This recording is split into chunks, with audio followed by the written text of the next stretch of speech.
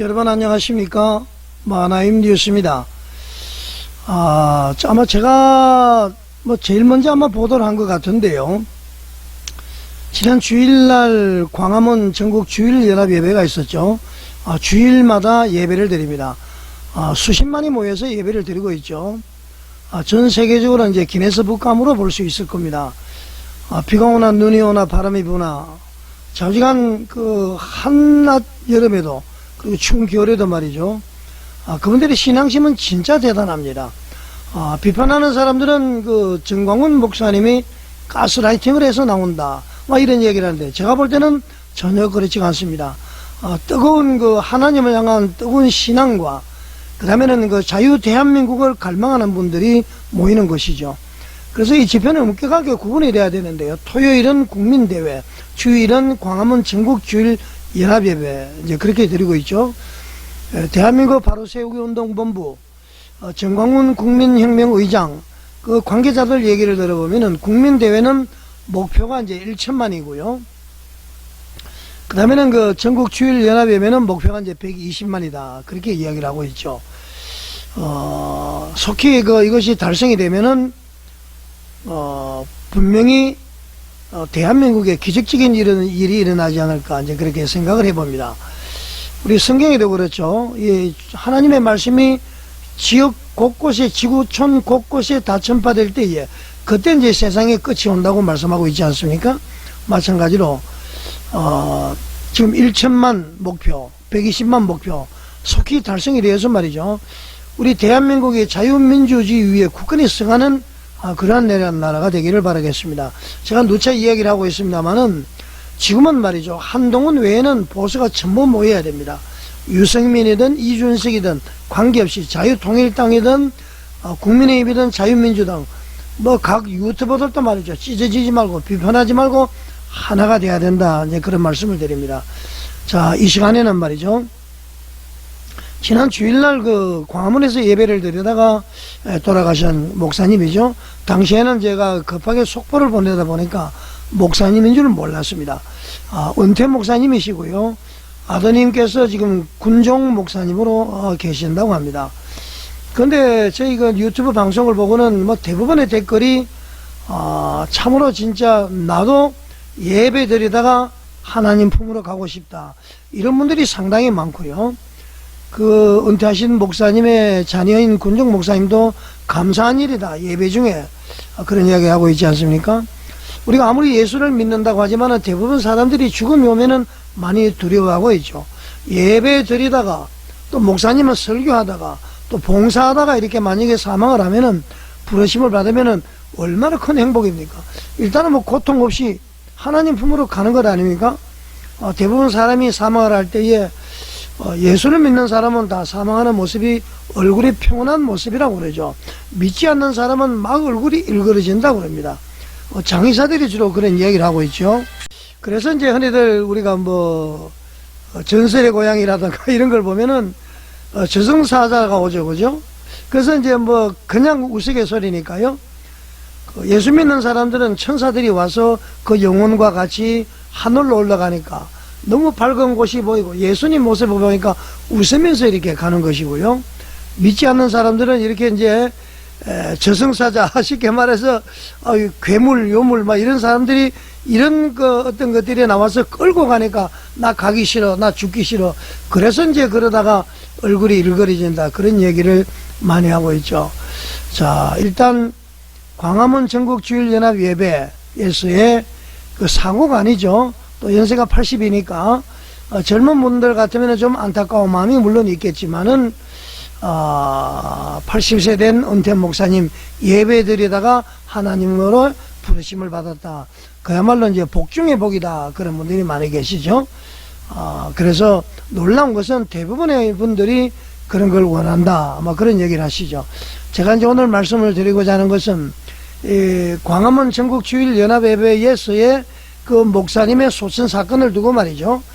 지금 그 언론들의 보도 행태를 제가 한번 여러분들에게 보여드리겠습니다.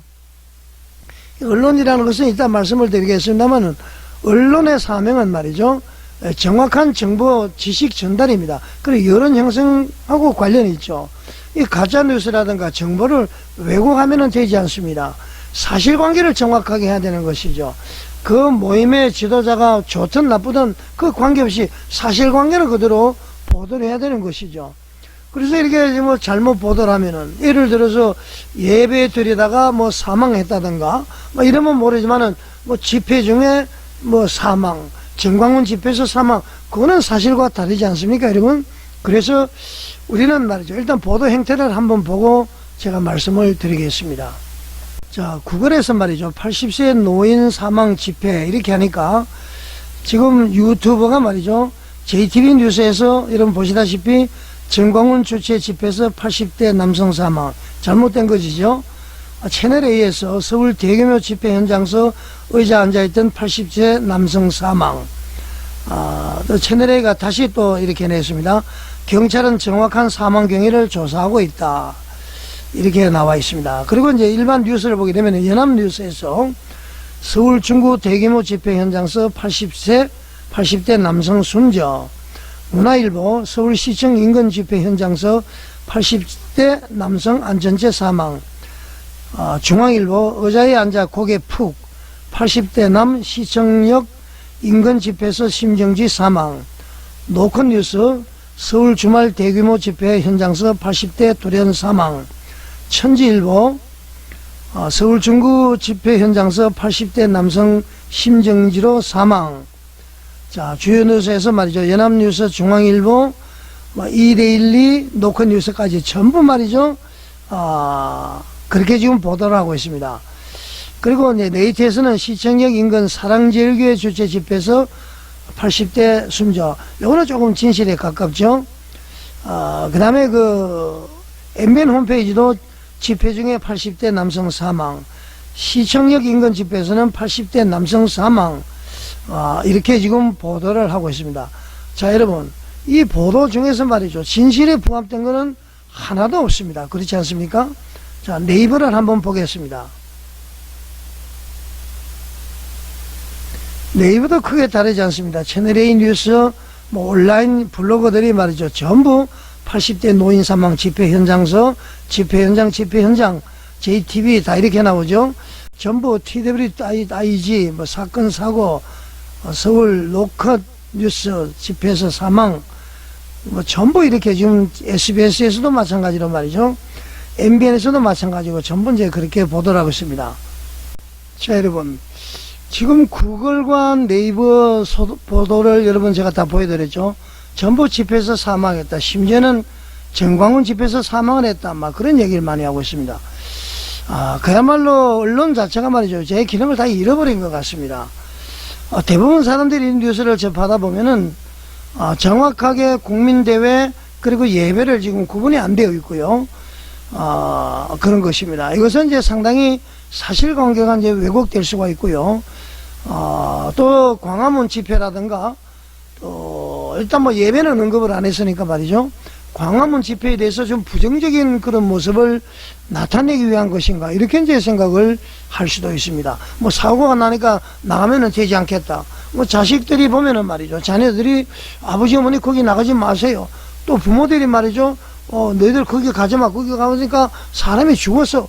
이렇게 되면은 말이죠, 이 집회의 동력을 잃어버릴 것 아닙니까? 참으로 걱정입니다, 여러분. 언론이라는 것은 아까도 얘기를 했습니다만은 여론을 형성하는 일이 가장 중요합니다. 그러니까 여론을 올바로 형성을 하려면은 정보 전달이 제대로 돼야 되겠죠. 여러분, 그러지 않습니까? 자, 그 다음에 말이죠, 이 권력 감시에 또 그 중요한 목적이 있습니다. 권력 감시, 비판하고 말이죠. 권력 감시하고 비판하면은 정확한 정보를 이제 전달해야 되겠죠. 그 다음에는 지식을 공유를 해서 많은 사람들이 그 사회성에 공동적으로 모든 것을 참여할 수 있는, 이런 이제 지식 전달, 지식 공유, 또 그런 것입니다. 그리고 새로운 정보를 또 습득한다.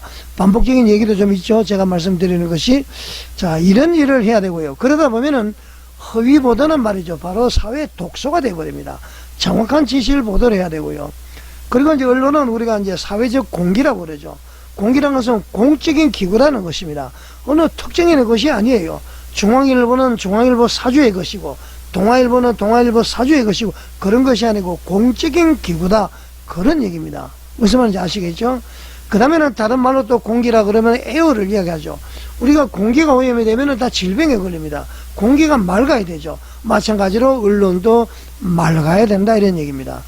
자, 그래서 이번에 광화문 전국주일연합 예배에서 드리다가 이렇게 하나님의 부르심을 받은 목사님은 정확하게 예배를 드리다가 돌아가셨다. 그리고 대부분 기독교인들은 나도 예배 드리다가 하나님 품으로 가고 싶다, 이런 분들이 많은 것 같습니다. 그래서 지금 현 시점에서 우리가 과연 언론을 얼마나 믿느냐, 유튜브도 마찬가지입니다. 아까도 제가 말씀을 드렸습니다만은 유튜브도 제가 세 가지를 좀, 세 군데의 유튜브를 좀 권해드리고 싶습니다. 또 뭐 비판하시는 분들이 계시는지 모르겠습니다만은 막 조회수를 올려서 수입 목적으로 막 이렇게 정폭하고 희망 고문하고, 그리고 좌파들은 말이죠, 선동을 하고, 그 여론이 완전히 잘못돼 버리죠. 여론을 왜곡하고 선동을 해버리는데요. 정확하게 지식 정보 전달하는 곳이 바로 전광훈 TV입니다. 하루에 몇 번씩 방송하는데요. 막 이렇게 축소하거나 말이죠, 확대시키거나 말이죠, 팽창시키고 뭐 이렇게 과장되고 이런 것은 말이죠, 뭐 몇만 명씩 그렇게 보는데 말이죠. 전광훈 TV 같은 경우는 정확한 사실, 또 우리 시청자들이 판단할 수 있도록 그렇게 해줍니다. 그 다음에 제가 권해드릴 수 있는 것은 최백묵의 팩트입니다. 이 팩트도 정확하게 진실을 전달하면서 정보를 제공하고, 그 다음에 시청자들이 판단할 수 있도록 해주고 있고요. 그 다음에 이제 젊은 사람이 하는 그 그라운드 C라고 있습니다. 이분도 정확하게 국내외적으로 대단한 분이더라고요. 모든 정보 지식을, 이것을 이제 보면은 정확하게 지식을, 정보를 제공하고 판단할 수 있도록 하는 것이죠. 저는 그렇게 세 군데를 여러분들에게 일단 제가 알고 있는 부분에서는 추천을 드리고 싶습니다. 자, 여러분, 특히 조금 전에 방송에도 제가 얘기를 했습니다만은 우리 기독교인들은, 이 방송 보시는 분들이 기독교인 아닌 분들은 뭐 명복이라고 해도 됩니다만은, 사람이 돌아가시고 나면은 기독교인들은 명복을 빈다, 그렇게 하면 되지 않습니다. 명복이라는 것은 불교 용어고요. 기독교인들은 기독교인에게 맞는 인사를 해야 되죠. 명복이라는 것은 불교에서는 사람이 죽으면은 극락과 구분되기 전에 머무르는 곳이 명부라고 합니다. 명부.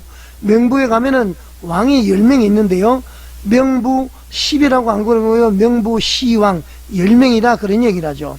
그래서 7명이 이 시왕들 중에 가장 우두머리가 염라오 대왕이라고 그러죠. 그 10명 중에서 7명이 일주일씩 7일간 심사를 합니다. 쉽게 말하면은. 그 심사 동안에 통과되면은 극락을 간다는 얘기죠. 그래서 7왕이 일주일씩 7일씩 하니까 7일이 49. 그래서 49일이 지나면은 49제 지난다, 그런 얘기를 하고 있지 않습니까? 그래서 명부에서 심판받을 때에 복을 받아서 극락 가도록 하기 위한 것, 그게 이제 명복을 비는 것인데, 자, 불교인들은 써도 됩니다만은 기독교인들은 쓰면 되지 않고요. 삼가 조의를 표합니다. 하나님의 위로가 있으시기를 바랍니다. 슬픔을 같이 나누겠습니다. 소망을 가지십시오. 그렇게 인쇄해야 되겠죠. 자, 여러분, 언론의 역할, 우리가 철저하게 또 우리가 감시를 해야 되고요. 정확한 정보 습득을 해서 우리 자유대한민국 건설에 앞서는 나가는 저와 여러분이 되시기를 바라겠습니다. 시청해 주셔서 감사드립니다.